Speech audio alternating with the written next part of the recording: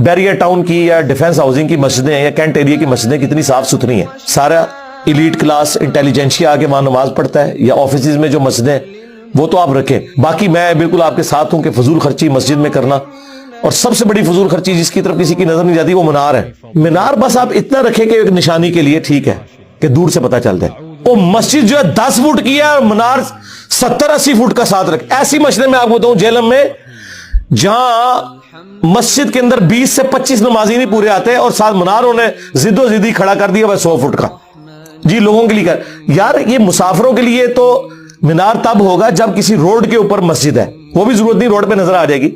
गली मोहल्लों में मीनारों का क्या काम है मुझे बताएं। जो जीटी रोड से गुजर रहा है वो जेलम के किसी मशीन मोहल्ले में जाके वो मीनार देके उस मस्जिद में जाके नमाज पढ़ेगा, या वो जीटी रोड के ऊपर किसी मस्जिद में नमाज पढ़ेगा, या स्टेशन वाला उधर पढ़ेगा, या ये बड़े मीनार बनाने की जरूरत नहीं है। लाखों रुपया लगता है, बल्कि अब तो करोड़ों लगता है। ये फजूल खर्ची है।